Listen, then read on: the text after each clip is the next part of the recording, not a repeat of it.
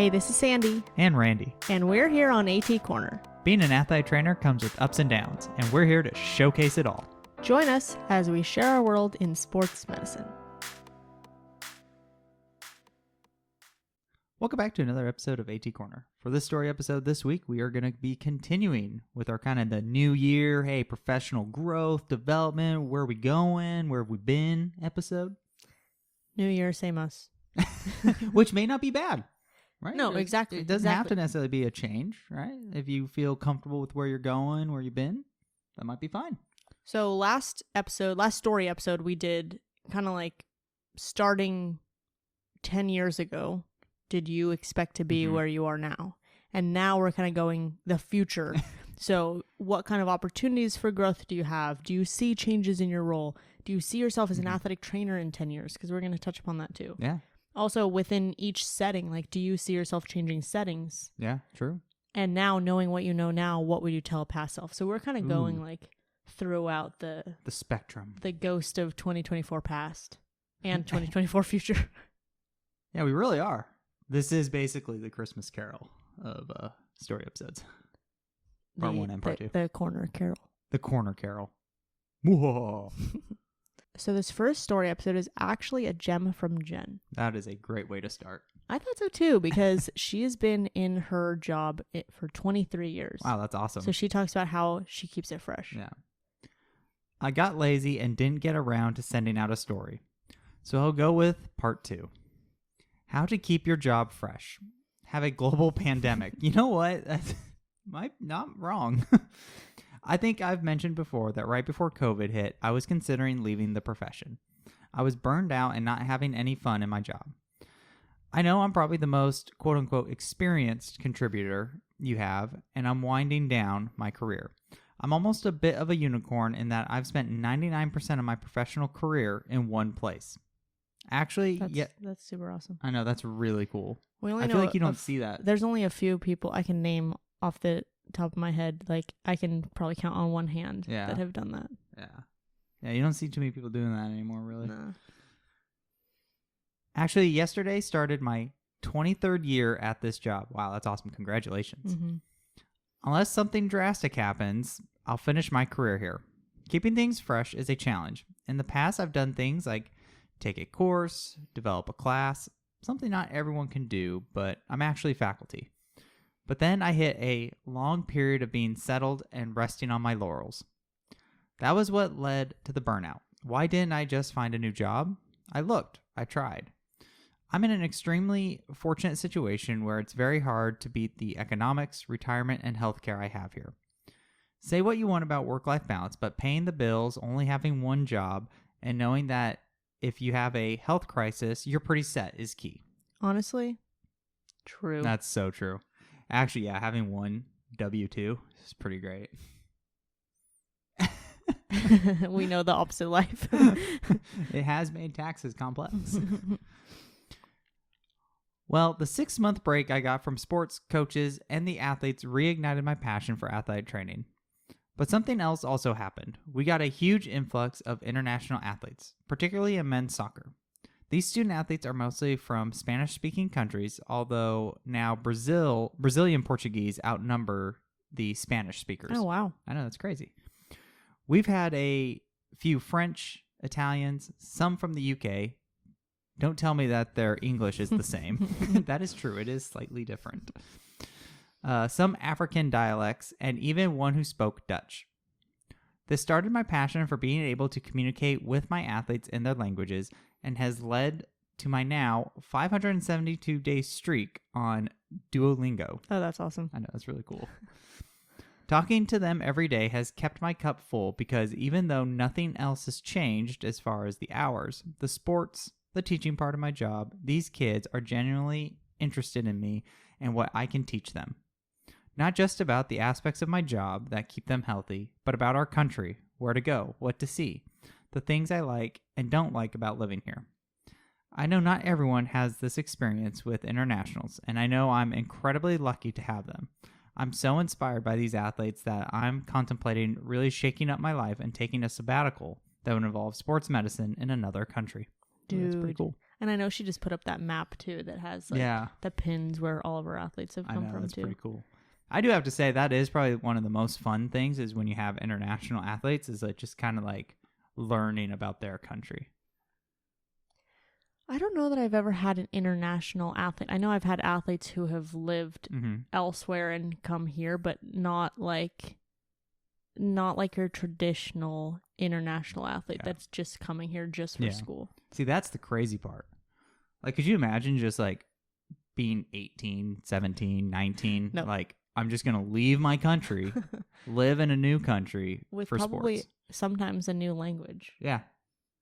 I mean, luckily, the nice thing is, like, the rest of the world is pretty, like, their curriculums are pretty solid with English. Like, they make, like, a lot of these students learn English, but it's still, like, it's not their native tongue, so it's still not comfortable for them. Yeah.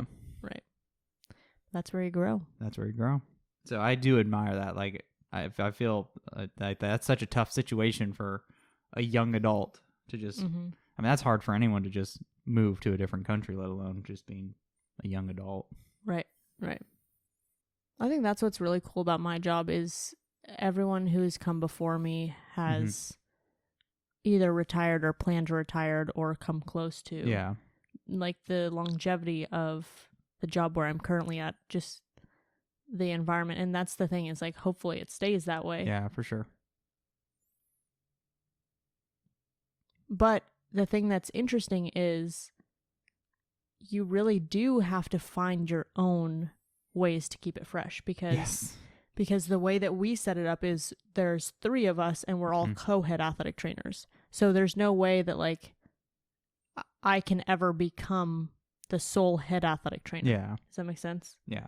So like we're all equal. So there's no way that I can like grow or move up in my current job. Yeah. I mean, in the like promotional sense, in your traditional like a job business title model, or right, exactly.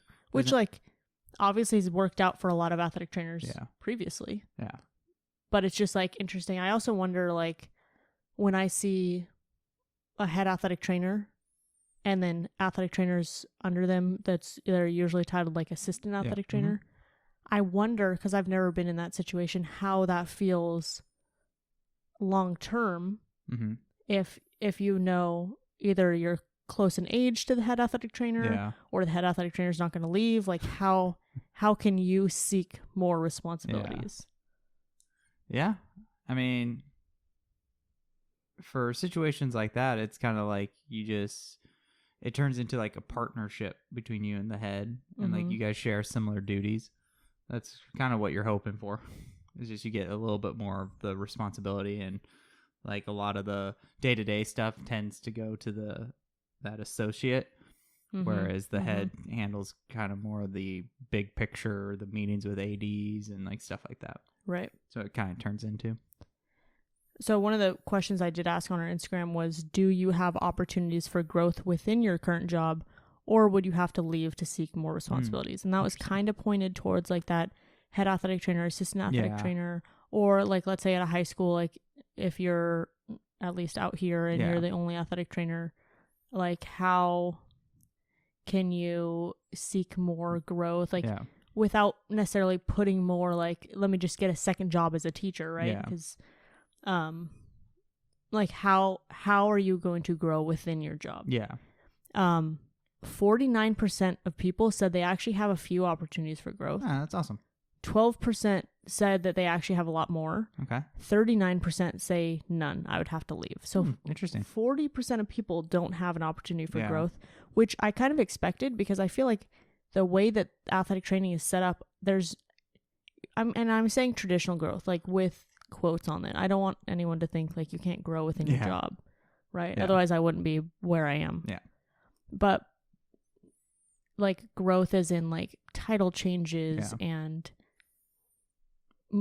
more responsibilities, like stuff. Yeah, like it's like I see what you're saying. It's kind of like, you know, when you first get a job, right? You're only given like certain tasks, and then as you identify more things, or as you know, admin trusts you more and stuff, right? You get all of a sudden more duties like assigned to you, not like as a bad thing, but like more responsibilities. More like, oh hey, can you head this up, or like, Mm-hmm. hey, I noticed this. Can we do this project? Like kind of stuff like that. I see what you're saying. Right. Well, also some people either add on the assistant AD role, or if they're head athletic trainer, they can become like director of sports medicine or like the medical director of the college or school or like entity wherever they're at. I also did ask this: do you see a change in your role eventually into more admin or academic? Mm-hmm. Because some people are like, you know what, I'm done with athletic training, but I want to stay within sort of the field in an adjacent role. Yeah. So 39% of people, so I'll start with the majority, 39% of people said they did want to stay as an athletic trainer, which I thought that was kind of positive. Yeah. No, that is good. I really liked to see that. 32% of people said they are interested in becoming more of like a medical director or an AD, which medical director could still be an AT. Yes. And so I don't know why I paired those two together. Well, because I mean, a lot of times when you think about it, especially in that role, it's More like it's more of admin. an admin role. Like they'll get like technically, like if you were to look on like a website or something, they may like have golf. Okay. Okay. Right. Like golf probably doesn't come in that often, right? Like when in my role before, like I technically had like 5 sports, but like one was surf, one was like esports. Like, okay, like they're never coming in. Like I never saw them because like I took those lighter sports because of my admin duties. So that's what, it's a lot of times admin. Well, I feel like as the profession changes, we are seeing a lot more need for admin. Yes. And a lot more need for a role that's specifically admin. Yes. Which actually we're going to go into. And it's not fair to make someone do both because the demands that's expected of the director of sports medicine, or in most cases they are an assistant AD, the expectation that's really kind of like no one else in those roles within the administration are doing 2 jobs like that, right? Their focus is admin, whereas you're asking the director of sports medicine to be admin and be an athletic trainer. Like that's really hard. That's true. That's really hard, especially at like larger schools or people where there's a lot more athletic trainers. Yes. And then 30% said they would like to become an academic professor or faculty. Nice. Which I feel like people are diving into this already. Yeah. But it's nice to see that more, like there are some people that are practicing now that eventually look at like, being in academics because, you know, they've had the experience of practicing. So they can bring that kind of real world, like, hey, here's kind of like what makes the real world a little more complicated than it's super important. What it's talked about. I'm sure that I speak for most, if not all, students and certified athletic trainers that the the faculty that you've had who have actually practiced for more than 2 years, it makes a difference in what they are telling you and how you can apply it. Yeah, 100%. 100%, because it's true. Like, you know, obviously we would like to do everything by the book, but in athletics and in just real world, just life, how people are and stuff like that, it's really hard to just, the book's not, even how injuries present are not always by the book. So it is nice to have that kind of real world, like, hey, here's what I've seen kind of thing, or here's what the book says, and yes, that's what we're striving for, but here's how we can kind of work around that to make it somewhat by the book. I know faculty who haven't practiced for that long, but what they do is they go and they actually take on per diem assignments. Oh, that's awesome. And so they're currently working, so they have something to go off of when they are talking to their students, and they can connect just that much more. Yeah, that's awesome. That's cool to hear. Yeah, I really think that it makes a difference. You know, it is pretty cool because I remember when we were students, like we would host like a big softball tournament, and obviously as students, you know, we wanted to help, so a lot of us would volunteer to help out with it, and it was really cool to see because, some of the faculty would help too. So it's really kind of cool seeing your clinical coordinator with the radio out there at like 9:00 at night working something, because like it just shows that like it kind of takes away like that quote unquote like ivory tower kind of thing. Like, oh, you're here in the trenches with us, right. you know, like Right. you still kind of like understand the not so pretty side of athletic training sometimes. So it Right. was really cool, and you're like, whoa. I also feel like it makes a difference because you know how like kids are like, oh, mom and dad, they don't understand. Yeah. It's like they were kids too. Yeah. Like it's kind of the same thing, but it's like you actually get to see that. Like you Yeah. you get to see that what they're saying is actually. And then you get to like freak out when they go do something like, oh, Yeah. oh my gosh, they're doing it. That was amazing. So our next story is from Maddy S. She said, I actually created a position for myself this fall. I work 30 hours a week, part-time, but I still get benefits. And I'm the clinic coordinator. I run doc clinics. I made an internship program from the ground up, and I started managing work-study students, which was our first time having them too, along with lots of other mundane things, trying to convince them to let me keep beach volleyball. The position came out of fear and necessity, honestly. I was extending so much myself into something with no light at the end and no reward. I started to research a lot of other jobs and positions and applied and made a plan for myself. I'd meet with my boss, request a raise, express my concerns, etc. My boss shut down the raise and said, keep doing what you're doing, maybe next year. I think we've all heard that. Yeah, we've heard that. I went to the higher-ups and had a complete breakdown because where was the growth? I told them I need to go part-time or I'm leaving for another job. So they created a position from scratch for me. Oh, wow. That's awesome. I know. I've never really heard of this. And Yeah. I was telling her, this is, you'll hear the rest of the story. Yeah. It's really cool to hear how her job worked with her. Yeah. And that's not like a traditional option. It's not like people like know about that. And Mhm. so like, how are you going to like think that that's an option? Yeah. Right. Yeah. But I think it's really cool because now, like thinking outside of the box, like either I'm in this job or I'm out, you know, maybe you can just change it up a little bit. Maybe you can figure out something that kind of pleases both. Yeah, for sure. So they created a position from scratch for me. It's 30 hours a week. I keep my benefits, or at least most of it, have weekends and holidays off, and I have a list of duties I need to prioritize with no sport assignments. The no sport assignment is kind of my punishment for doing this, but whatever. Now I'm just waiting to hear if they see growth for me in this new role. It's been amazing for everybody else as well because it took the load off of my coworkers, and I picked up a lot of busy tasks that push you over the edge when you're already at your limit. So I'm excited to see where it goes if they help it grow.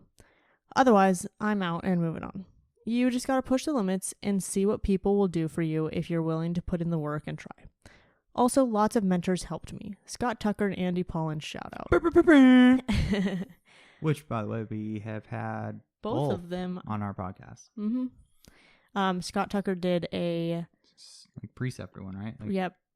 I don't remember if it was more for preceptors or if it was more for students. That's right. I knew it was something around that realm. Yeah. And then Andy Paulin did a kind of dealing with death. Yes.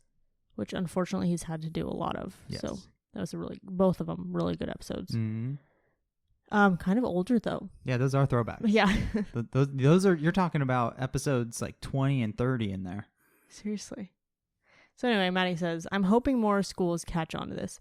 I've seen a few other schools do it. I can see on their staff listing clinic or insurance coordinator because having someone on the inside helping with logistics and advocating for your staff is a real game changer. Yes, that's very true. That's immediately what I thought of. Is that's kind of what it is that I've seen it as. Mm-hmm. It's like that. Insurance coordinator. That kind of what? I know that you were trying to get an insurance coordinator. I was. There was some like kind of talk when I brought it up because it's kind of like that's what I would be afraid of in that position. Is like, okay, if you're doing all those admin duties, insurance coordinator's right up there. That's probably going to get assigned to you, which, I mean, dealing with insurances are no bueno. It's not fun. But it is hard. Like, it is nice to have someone dedicated to being that because, again, it's hard being an athletic trainer, being admin, and now I got to deal with insurance problems because, let's be honest, probably 8 out of 10 times there's some kind of insurance problem, whether it be minor or something super complex. Because the thing that I've noticed is like, okay, so you're almost like the middle ground between your physician's office and the insurance. So when there's a problem, they talk to you. Yeah. Hey, insurance isn't paying us. I say, here, call this number. Yeah, like, Call this number of the insurance. what am I supposed to do with that? Okay, well, let me call them. And then Yeah. you call them. Then they give you an answer. Then you got to talk to the office. Well, here's what they said. Oh, well, but what about... Okay, I'll call them back. All right, so you're left in this middle ground. So, yeah, having an insurance coordinator is pretty cool. But, yeah, and I've also seen... this was a while ago. This is when I was a student. Again, it was during the big softball tournament. We had one school there, kind of like a Big Ten school. So it's like, really large athletic program. Mm-hmm. And they had an AT just dedicated to concussion care. Wow. Yeah. Like just all concussions. Like she would I needed that 2 falls ago. Yeah. She would do the referrals, do the rehab, all that stuff. Mm. And like her job, and our head at the time, Julie Max, was fascinated. I bet. She was like, whoa, what? I bet. And she came over and was like, did you know that she just deals with concussion care? I'm like, whoa. Well, I mean, just if you really break down from start to finish, evaluating a concussion, if you do the full scat, if you do VOMs, if you do cranial nerves, if they're in bad shape and you do vitals. Yeah. If then on top of that, you have them do, the graded symptom checklist itself kind of takes a while. Yeah. And then on top of that, like we do an insurance claim, Mm-hmm. and then we contact our doctor, and then we write out, and then that's not even documenting it. Yeah. Yeah, 100%. But I think it was also or explaining the take-home instructions. Yeah. And I thought it was really cool to see her reaction to that, because someone like that, like she's been in the profession for a very long time. She was an ATA president. Mm-hmm. It's kind of cool that she was able to see that growth in the profession. That like, oh, look at what ATs are doing now. That is that's really cool. So speaking of what ATs are doing now, we can go into either settings, or we can go into kind of, do you see yourself as an athletic trainer 10 years from now? Get it? What are you doing now? Settings? What's that you doing now? I like the segue. Oh, well, I thought it was great. It went over my head, so I'm glad you liked it. You know what? Let's keep on the trend of like future things. Let's do the 10 years from now. Okay. So, do you see yourself as an athletic trainer in 10 years from now?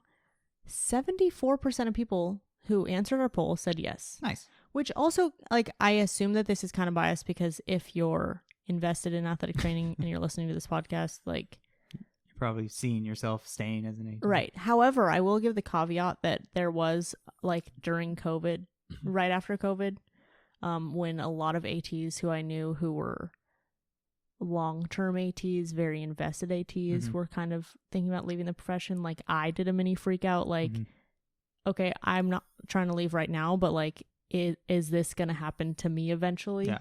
Like, that was kind of like scary, eye-opening. But we're not there anymore. But I mean, I can see how some people are, and especially after COVID, there's been so many changes in the profession. Yeah. And also too, just because like you leave the profession and like choose to do something, it doesn't mean it's necessarily a bad thing, Right. We talk about that all the time. Yeah. Like, we haven't talked about it in a while. One, for yourself, right? You shouldn't be in a position that you feel exhausted with. You feel like it's more like it's a beat down, right? You want to be happy. And also too, it does help provide awareness of athletic training in other areas, right? So if you pick a new profession and hey, that's a representative of athletic training, they can help educate and be advocates for the struggle that it is sometimes. Right. So this first one from Anonymous says, as a mom of now 2 under 14 months, being an athletic trainer in the traditional setting is not the type of parent I want to be. I know there are other opportunities, but they don't pay as well, which is very frustrating. Ooh, that is frustrating. And I think the biggest key words here are, it's not the type of parent I want to be. Yes. Not it's not possible. Yeah. Or anything about anyone else. Yeah. It's just about this person. This is not the type of parent that I want to be. Yeah. And that's a personal decision. Oh, 100%. 100%. Also, just a side note, I know that there's been a couple people who've been asking for parenting episodes. We would love to do that. However, we're not parents, so I think we can't do it justice just yet. Yeah.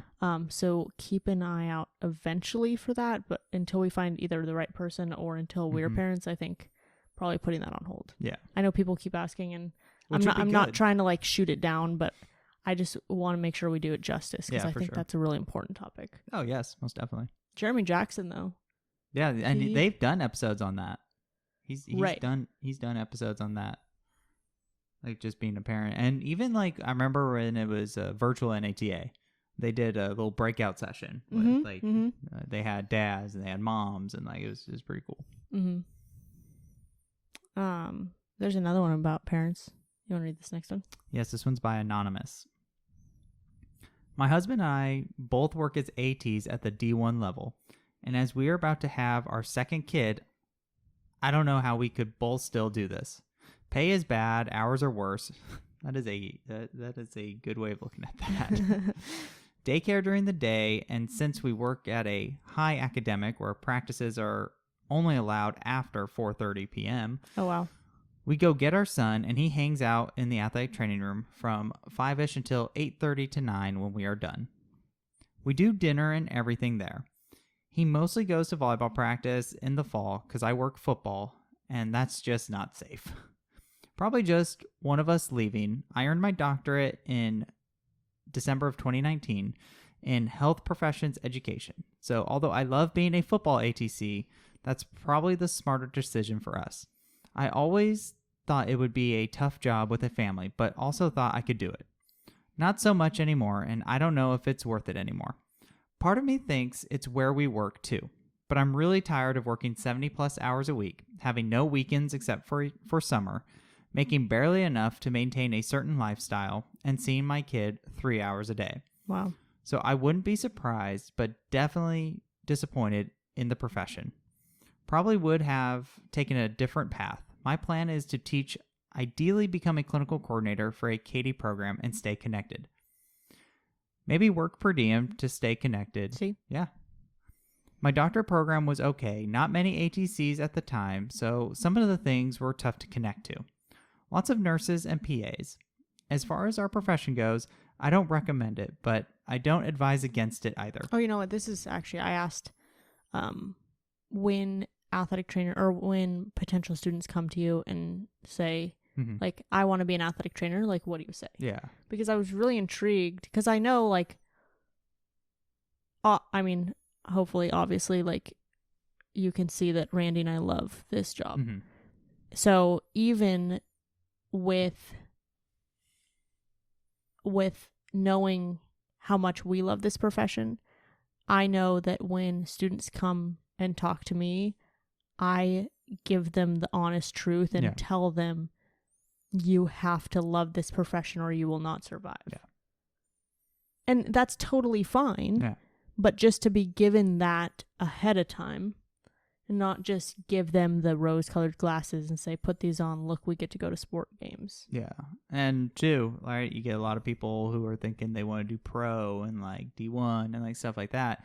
And then you just hear them talk about like all these social things and like all these things that are important to them. And I'm just like, are you ready to say bye to a lot of those things? Because D1, you're working 70 hours plus weeks. You're not going to have a weekend off. I've never worked 70 plus hours a week, I don't think. It's not a good time.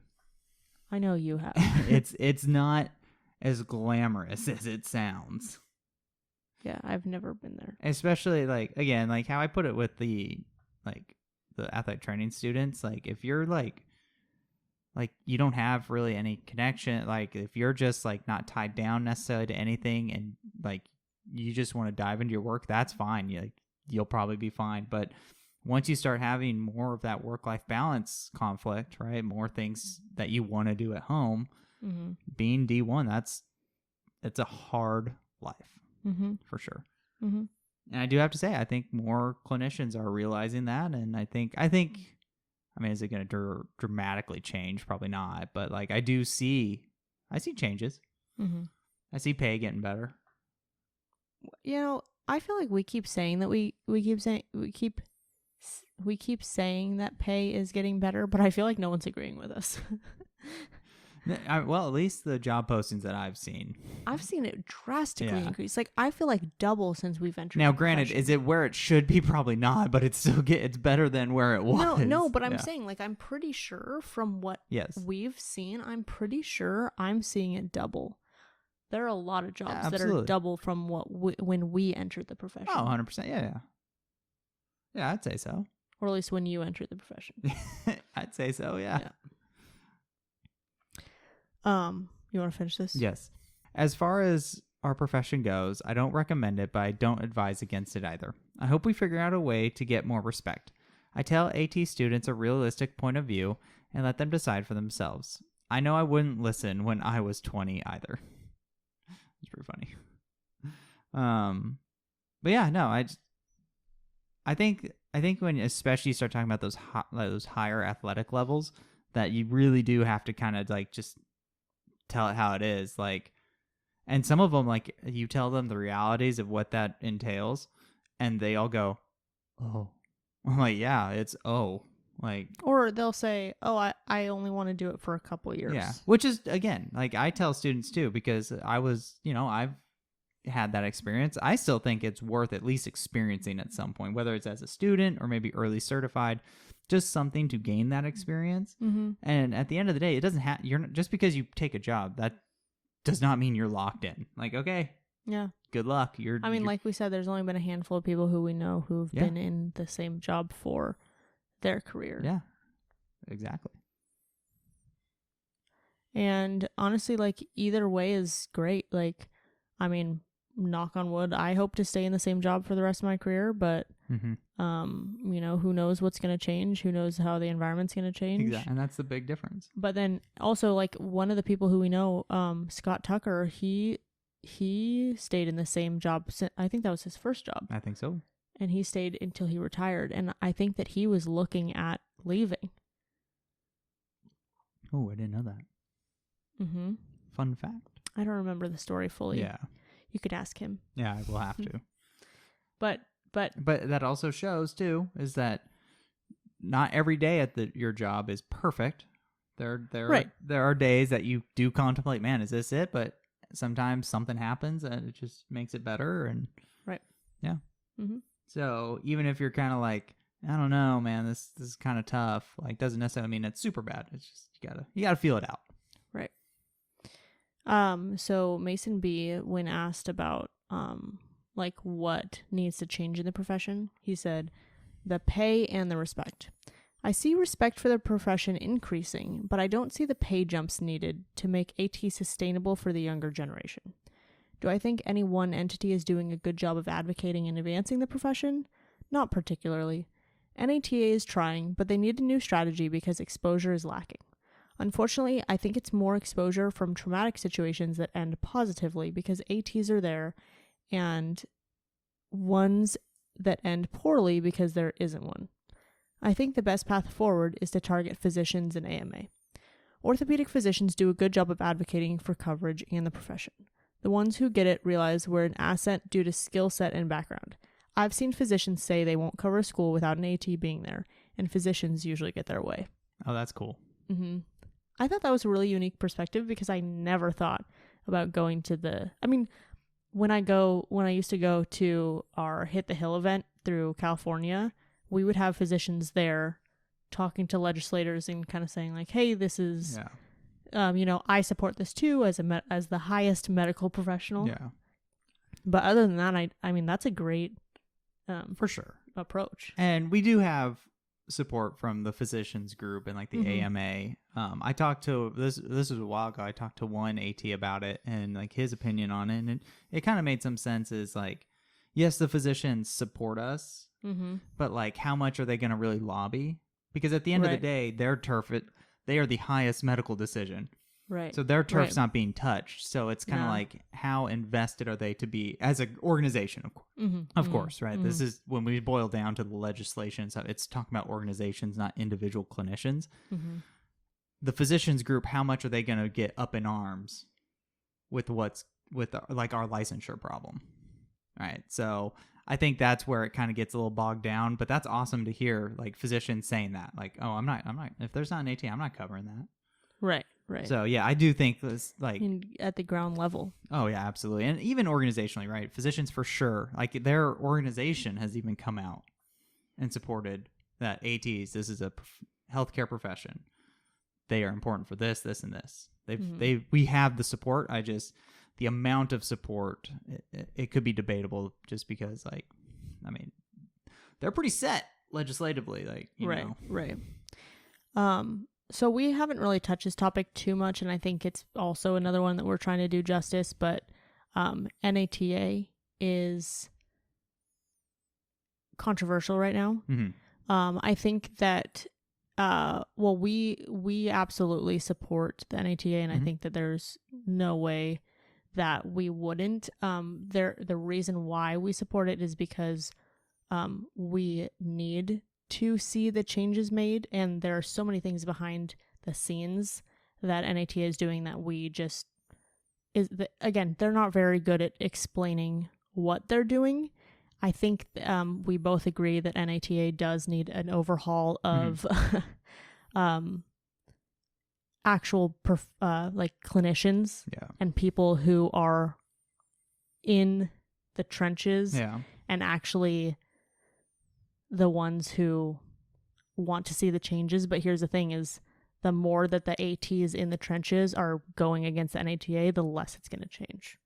Yeah, I mean, again, like NATA is not perfect for sure, right? It has problems. It could do things better, but it also does do a lot of good as well. Right. So it and the nice thing is being a part of NATA, like we should be able to have that voice to try and change it too. Exactly. Right? So it shouldn't, just because you say you support NATA or you're a member doesn't mean you just go along with it, right? You still want to be that push for change. Like, again, we can all acknowledge NATA is not perfect, right? And I'm sure we can definitely all acknowledge that. And I'm sure the ones that are highly involved in NATA can acknowledge it's not perfect. But they're the ones actually trying to change it. So that's the thing is, like, I feel like there's a lot of baseless NATA claims, like, against the NATA, and people are just saying, like, hey, we're not making any changes, but I'm going to stop paying the NATA. I'm going to stop supporting them. Well, who do you expect to make the changes? Like, what are you doing down at the grassroots level? Yeah. And I think to the point about like the overhaul thing and getting more clinicians involved, because like, again, a lot of these positions are volunteer. So it just takes someone to volunteer. But also on the flip side, again, the realities of athletic training. Well, shoot, if I'm working 70 hours, how can I really volunteer more time? Exactly. To do this committee stuff? Then have someone else do it. Yeah, That's exactly. Why you're part of your state association, why you're part of your national association. Yeah, I think as the profession gets better as far as like pay, hours, stuff like that, I think more people will feel inclined that, oh, I can do this. But so hopefully that happens, because again, NATA is not perfect, but there are a lot of good things on that inside that they don't publicize it until they have to. Like, but that's the thing is, like, I was looking for making a policy on documentation. Yeah. And I cannot find anything from, like, I've asked athletic trainers, I have asked, like, I've gone through Facebook groups, I have tried to figure out, like, who has a policy on documentation, because one of our students, one of our universities that we work with that sends us master students, like, they are asking for us to create a documentation policy, and I just don't know, like, what to begin with. Guess what? NATA's website, which is so hard to navigate, it is still, even though they did an overhaul of it, still so hard to navigate. It's better than the old one for sure. It is. I'll give them that. I was able to find like 3 long documents on documentation policies. And that's like literally nowhere else. And something that they do not advertise. They have things in there. They have resources for athletic trainers. Of course, that's not the first thing that I was I've tried other avenues before that. Yeah. Because it's just not something you think of. Yeah. I really think that there's something, like, we do need an overhaul, but that overhaul is not going to happen unless we pour support into. Yeah. And again, that's what, and not just monetary sport. and that's what helps NATA grow, is if it does have those people that are pretty skeptical, Right. Having that a part of the membership and being that voice to be like, well, hey, why aren't we doing this? Right. That's what will help NATA grow and hopefully change. Right. So it is valuable. However way you kind of want to kind of spin it and look at it. Mm. So our next story from Kayla M says, respect and acknowledgement needs change. Recognition as a healthcare professional and not just some girl who hands out water and ice. In terms of changing the respect and recognition, I think it would help coming from our team doctors. Oh, look. Yep. Mm-hmm. I actually did not realize that I put those two in. Like, I did not realize that. That's funny. If an athlete has an injury they know we as athletic trainers are able to rehabilitate, they should be referred back to us for an opportunity to try instead of right to physical therapy. Don't get me wrong, I love and admire PTs and worked in clinics for many years. When I have an athlete who I said likely has a lateral ankle sprain that we can easily treat and parents run to the doctor who say the same thing and refer to PT, I sit there thinking I can rehab this in school at no cost, make it fun and keep you around your team, and it's my job.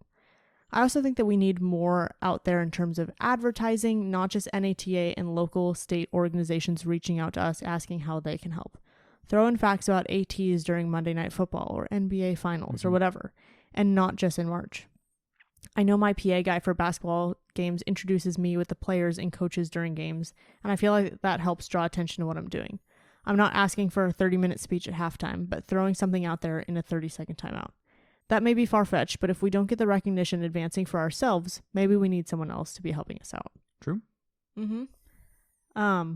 Yeah, that is true about like the PT thing, as far as like when it's stuff that you can like again, lateral ankle sprain, like okay, we can manage that. Like Right. I get the ones that are a little more complex that need like that one-on-one or the post-ops. But also it depends on what your setting is. Exactly. Because like maybe you are at a D1 and you can have that one-on-one. Yeah, 100%. I mean, even then, I think from like again at my D1 experience, if it was someone, because again, I mean, granted, I had track, so I had a lot of bodies anyways, but like if it was someone that I knew needed, hey, you know what, you need more one-on-one attention, I know like to serve the athlete better, I'm okay with you, hey, maybe you should go to PT because I have all these other things I have to do and I just don't feel like I'm doing you justice, even though, yeah, could I maybe make it work? Yes. So I don't think that's necessarily like, because I remember when I was young, that would irritate me. Like I'd send someone for like a condition that we can treat, like patellofemoral pain, right? Or like something that like we just need to focus a little bit more on this, and they'd be like, "Oh, PT." I'm like, I was like, dang it. But no, as you get a little bit older, you just kind of like, okay, you know what? It is probably better for the one-on-one part or the post-ops too, right? Like, can we do the post-op? Yes, but like I've noticed it sometimes where I have someone that I'm, you know, obviously they're doing PT and they're coming here, so they're doing both. And I've noticed like we're doing rehab and I have like 3 other things and I'm just like this, like I need to be watching him more, Right. you know? So it's just like, yeah, but no, definitely that, like it's always those things that like for sure we can handle this, and it's like if you want to go pay a copay every time, I guess. Right. It could have been free here and more fun. That is true. I'm just saying, sometimes, man, my athletes come back and they're like, "Oh, I was the youngest one there." I'm like, "Yeah, that happens. You might be sometimes. going to the wrong clinic." That happens sometimes. So this next one's for Maddie D. She says, "Pay. That's it. LOL. I'm honestly not sure if I see pay increasing in the next 10 years. I'm in Minnesota and it doesn't get much higher than about 60 to 70K, and that's the people in pro sports with 15 plus years of experience. I'd love it if it did. I think that's what drives a lot of ATs out of the profession. It's also interesting to think back on all of my preceptors while in school, all young with no kids, not married, except for the head AT at my college. So I think that shows it's not really a family-friendly job, specifically the traditional setting." Yeah, I mean, depending where you go. That's what I was going to say, which is why I put this one in, because I feel like it's really cool to see a different perspective, because if you look at where we're at, a lot of my mentors are married with kids. And I'm trying to think of, I feel like there are also a lot who are not. I think we have a different perspective where I do see a lot more of that family aspect. And I also want to get your opinion on if we had really great pay, do you think ATs would stay in the profession? I think more would. Because it doesn't change what we're doing day to day. That's really burning people out. Yeah. I think more would. I think there's a small group of people because like I've heard this is kind of the same thing with like military officers leaving for like different jobs, and like the military's having a hard time keeping certain people, and they keep boosting pay, but yet still there are still some that are leaving. So I think a small chunk will still stay if they felt they're being compensated appropriately, right? Because it does make a difference if you feel like you're being paid the work that you're providing. Right. You feel a little bit better about it because maybe, hey, like I don't necessarily mind how much I'm working. I just hate how I'm getting paid diddly poo to do all this stuff. Right. So I think that'll satisfy some, but I still think there are other things of the profession that if you want to keep a large chunk have to change. Right. Again, I think it is going to be hours, right? Like I don't want to say no one, but if you had the option of maybe working more closer to 40 hours than 70, you're probably going to be a little bit happier and like, cool, I have more time to do the things I want to do. So, I mean, I've been respect. I think respect for the profession too, because it does kind of get old after a while, constantly battling. This is what I do. I'm an athletic trainer. Like, no, I don't work at a gym. I work, like that gets old after a while. Right.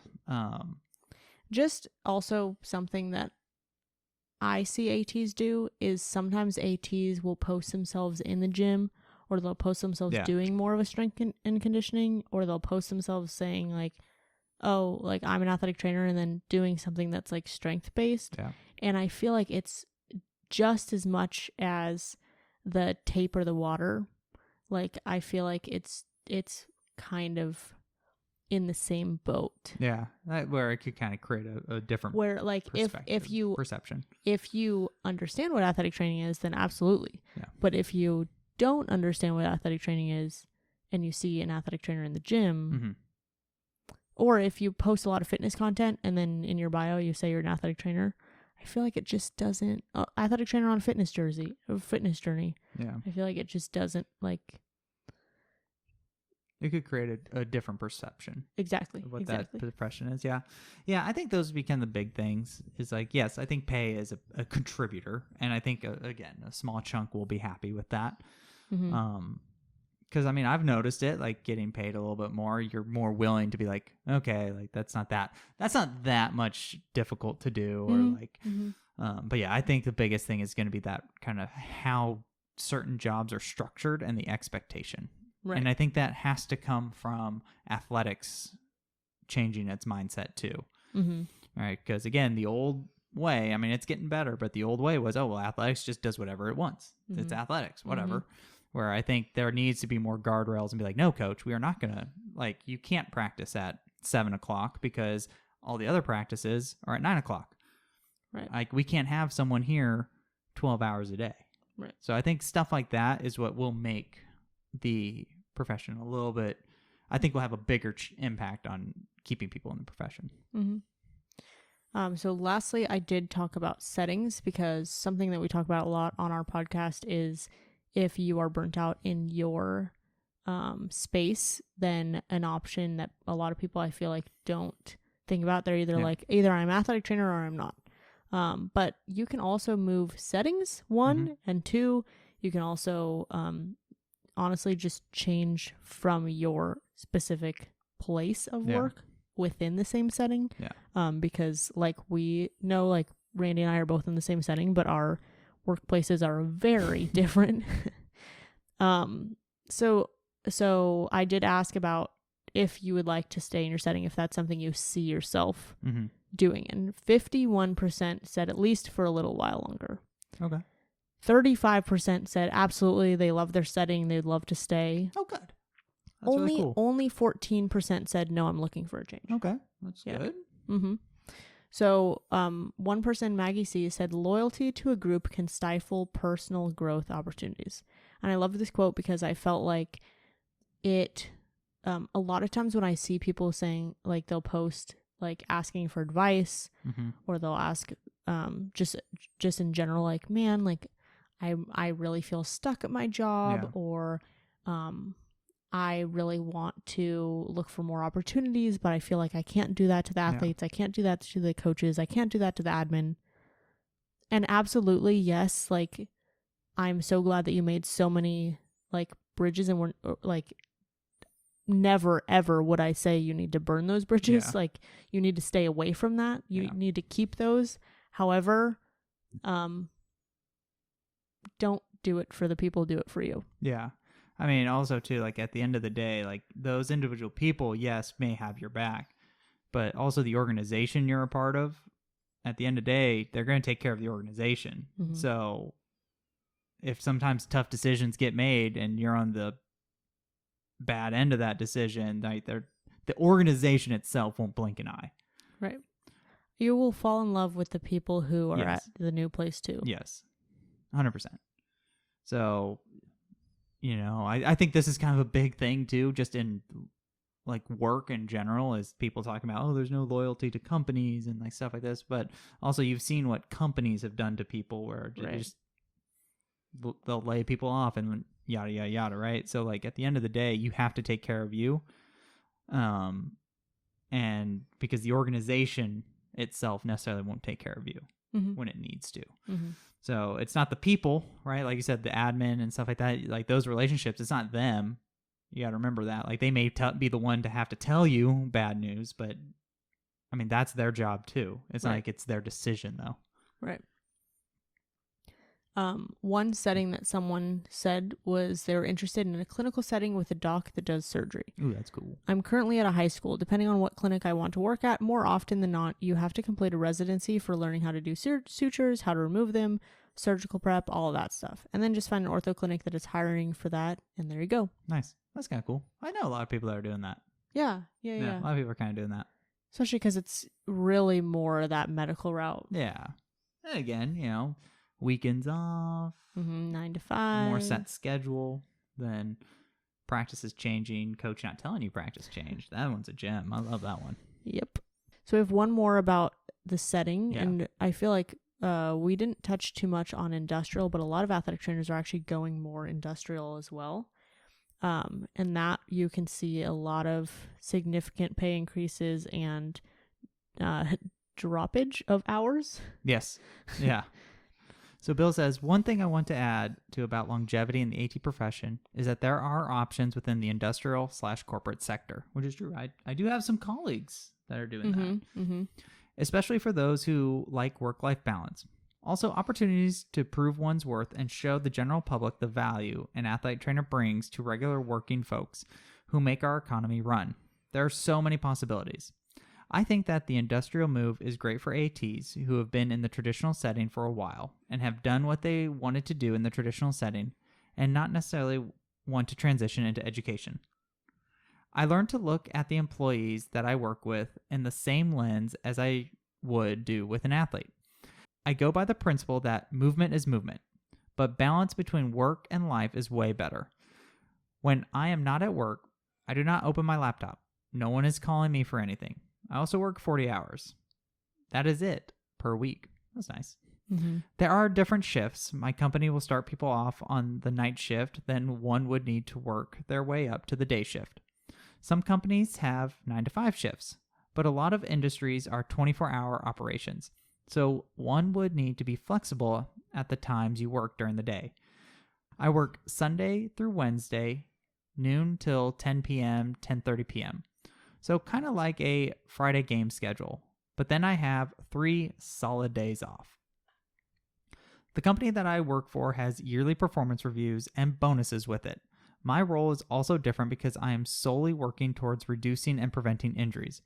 Biggest type of injuries experienced in the industrial setting is the chronic/repetitive activity type of injuries. Those that have big experience in non-contact sports may have an easier time with transitioning to the industrial setting. Those that come over to the industrial side, some good areas to be proficient in: Excel/data mining, data analysis with injury trends, knowledge of the worker comp system, knowledge of OSHA guidelines, and basic principles of ergonomics. There is money in industry. If someone can prove value to the profitability of a company, they can go far, or it can be very profitable for themselves. There is not as much money in education, private or public. Something to think about. If you still like to hustle and have a good work ethic, an AT can reinvent themselves. It has also been great to have many opportunities to introduce to the general public what athletic trainers can do for regular, hard-working, blue-collar folks. I give them tips and treat them as my own athletes. Because California doesn't have licensure yet, I can tell people that I am an athletic trainer. Other states are not as fortunate because their practice acts have not included the industrial setting for athletic trainers to practice in. So it is important that when licensure is written, that the industrial setting is considered for athletic trainers. Also, I think that every day is game day. I realize that I work with professionals all day because everyone I work with earns a paycheck with what they do. That's good, kind of good point. Mm-hmm. It's been crazy to think that if someone went to the doctor, I have lost. That is my daily view on my work. Literally looking at the phrase of an ounce of prevention is worth a pound of cure. Sometimes this can equate into tens, even hundreds of thousands of dollars. Sometimes millions in savings for a company as a result of work that can be done by an AT/injury prevention specialist. Currently, I am with my company's air division, so I get to work out on the tarmac with cargo jets and people who are pushing and handling 3,000 to 4,500 pound containers for 8 hours a day. Pushing techniques and pulling techniques are crucial, as well as having the chance to develop new working strategies, etc. Fun to be creative in new ways to prevent injuries. It took me 6 months to understand the concept of supply chain warehouse industry, and also for me to adjust my lens to see the similarities in movement patterns between what my associates do and what athletes do. Now I'm able to transfer a lot from the athletic realm to industrial performance. I periodize my year similar to an athletic season. The shopping season is our playoff and championship season. Each of the site battle to see who is the most productive and has the lowest safety ratings.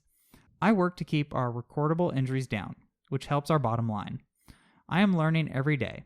I am also developing content to transfer over what I have done in the athletic realm and transfer that to industrial performance. What's cool is we actually got to talk to someone in Houston who works with airlines. Mm-hmm. And kind of like similar, like working at on the tarmac, working with people on push-pull techniques. So it's actually really fitting too, because we were on our way to Houston. We were delayed, and so we were sitting in the plane just on the tarmac. And so we were just looking out the window, and we were seeing some of the workers pick up the suitcases and put them in. Yep. And we were seeing how poorly they were picking up the suitcases and putting them in. So, and thinking their AT would be yelling at them. Right. And we were like, I wonder if they have an AT. Yeah. Especially because of, and you could actually see some of them who had certain like back protection or some who didn't. So it was just really interesting to see that we were kind of talking about that when we were on delay. Yeah. And then to actually meet someone in Houston who gave a whole speech on it, or gave a whole lecture on it, which was pretty cool. It was kind of like full circle. Yeah, for sure. I know some people who were working with the airline too, because you did. Our whole division, our whole company that contracted me out to the theme park, when I was working with performing arts. So like I had to know all that stuff about like OSHA and stuff. Yeah. Even though I was working with performing artists. Yeah. Because they're all employees. Yeah. So lastly, to wrap it up real quick, we have 3 pieces of advice that athletic trainers would tell a past self. I think you should read this first one, Randy, because I think you like to say this all the time, too. Oh, yes. This one's by Rebecca R. My piece of advice to new ATs when they're interviewing is you're interviewing them as much as they're interviewing you. Yes, that's very true. Mm-hmm. It helps keep my value at the forefront of my mind. Also asking questions about bonuses, raises based on years of employment in company, etc., along with questions about how loyal employees are rewarded. How does the company handle someone who, quote unquote, quiet quits? Because that happens after the employee has already began to feel devalued. Or how do they prevent quiet quitting? See, that is very true, right? Like, you know your value, you know what you bring. You should be interviewing this place as much as they're interviewing you, because it may not be a good fit for you. I think there's a way to do it, though. Yes, there is, for sure. You just have to, I mean, they're still interested in you. You still have to put your best foot forward. It's not like... Yes, as on the flip side, as they should too. Right. It should be both of a give and take relationship. Stephanie F says, you can't fix everyone every time. True. Just do your best, always do right by your patient. It's so easy for us to be hard on ourselves and discredit all the good work and effort we put in for our patients if it doesn't resolve positively. I'm having to remind myself of that right now with a few of my athletes. True. I feel that. And then lastly, Kayla M, don't care more than your athletes do. You'll burn out real fast if you try to fix everything. True. I feel like kind of along the same lines. Yep. That's a good it's way like, of looking at it. Don't give your entire self. Yeah. That's how you lose your entire self. That's very true. So, in conclusion, our profession is changing and so are we. That's right. I think that's a good title. I think that's a good way to finish this one on, for sure. If you guys are new, every other episode we do is education or stories. This one was a story episode. Next week we're going back to our education. Mm-hmm. We have a Facebook group if you'd like to join, facebook.com/group/AT Corner Podcast, where you can go and share your opinion on some of the things that we talked about on this episode. You can comment, you can talk to other professionals, etc., etc. If you'd like to submit a new story for an upcoming episode, which I have not updated our Facebook group to reflect what stories are upcoming, but those will be on our Instagram stories. And if you guys are looking for CEUs, we have some on our podcast. We also have MedBridge you can get for $150 off with code AT Corner, and a bunch of extras, fun stuff down in the show notes below. And I think that is all I have. Perfect. Thank you for helping us showcase athletic training behind the tape. Bye.